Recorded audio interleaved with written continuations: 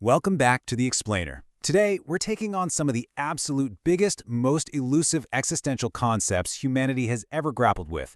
We're talking about truth, and we're talking about life.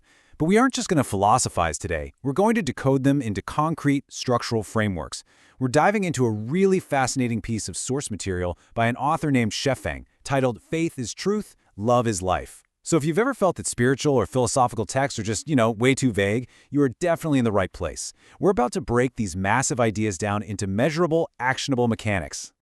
All right, let's jump right into our roadmap for today. We'll be hitting 5 key areas. First, demystifying truth and life. Second, unpacking how truth is absolute faith. Third, looking at the actual power of that faith. Fourth, exploring how life is perfect love. And finally, number 5, refining your spiritual structure. Starting things off with Section 1, Demystifying Truth in Life. Let's be totally honest for a second. When you pick up deep philosophical texts, they can be incredibly intimidating. The terminology is dense, and it usually leaves us feeling pretty lost in the clouds. So let me ask you right now, what exactly are truth and life? You've probably got your own preconceived notions, right? But the source text points out that defining truth as just the way of the greatest creator, or describing life as a non-material structure, well, it isn't always that helpful for daily application. In fact, Lifechanyuan points out that trying to grasp these concepts in such broad, mysterious terms often feels like trying to explain quantum physics to a cat. It's just bewildering. We need something far more grounded. Which brings us right to Section 2, Truth is Absolute Faith.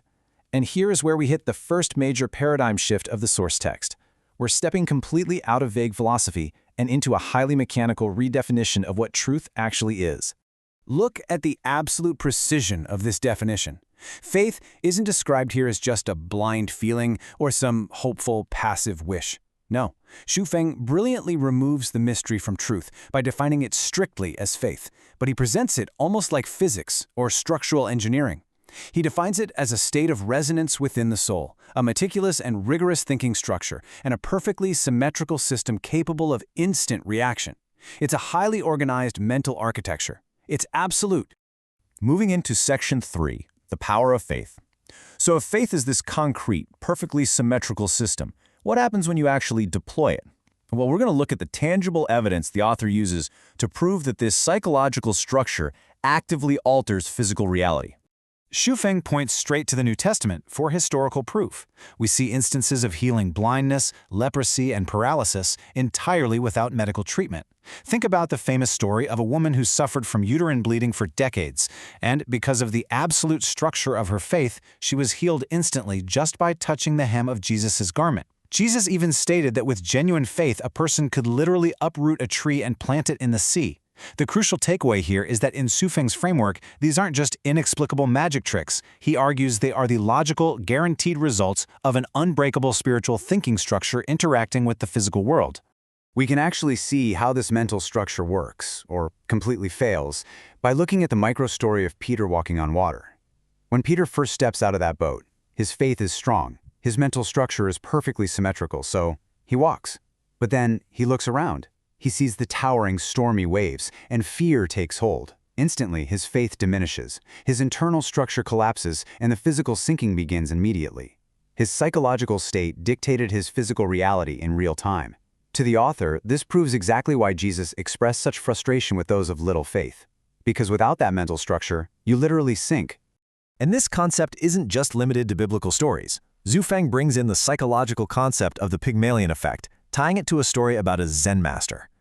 This master had a disciple who had diligently served him for over 30 years. One morning, out of pure gratitude, the master respectfully calls the disciple Buddha.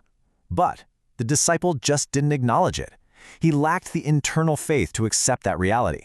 Because of that structural lack of faith, he failed to attain sudden enlightenment. As the core takeaway emphasizes, if you don't acknowledge yourself as a Buddha, you will never become one.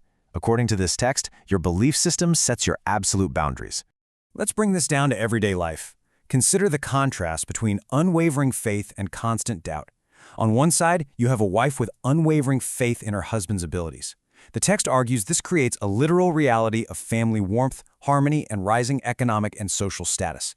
On the other side, constant doubt and complaining breed turmoil, separation, and ultimately the destruction of the family. In this framework, belief or doubt in a partner is way more than just an emotion. It's a structural force that literally builds or destroys a household's reality.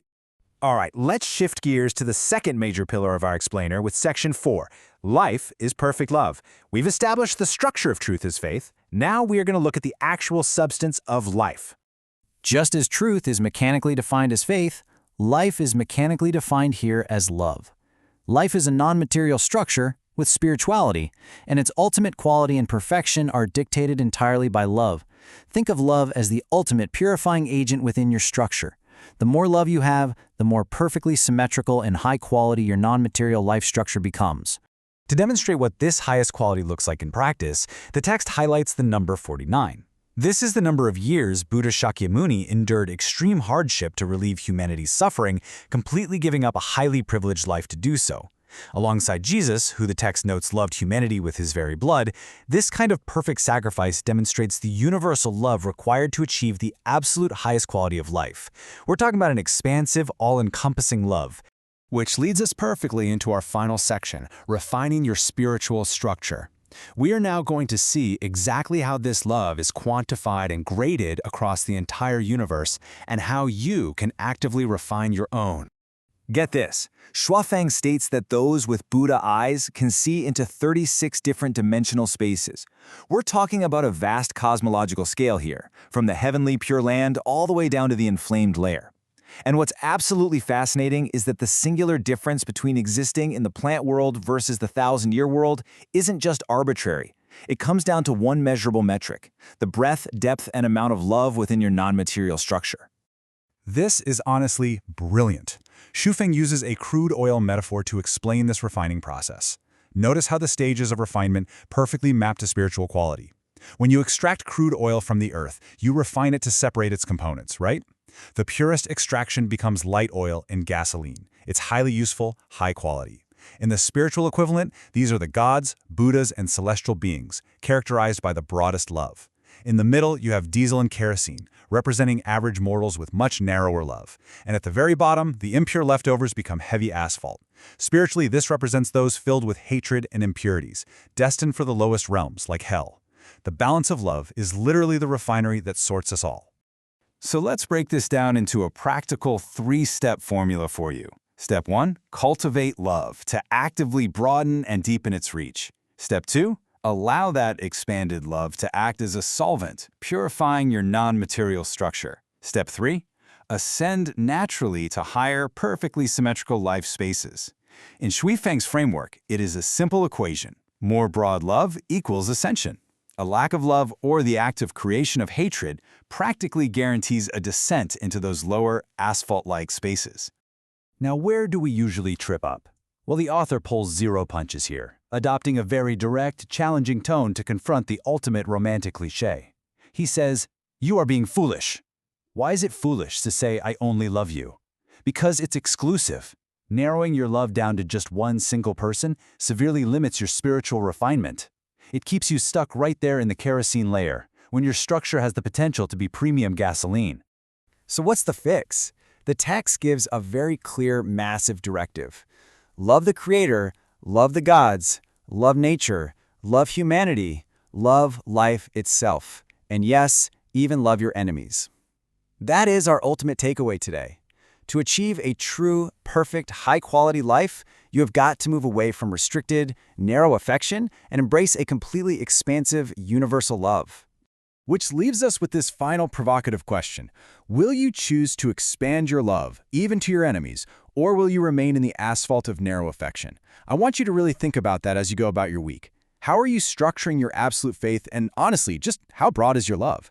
Thank you so much for joining me for this explainer. Keep questioning, keep refining that structure, and I'll see you next time.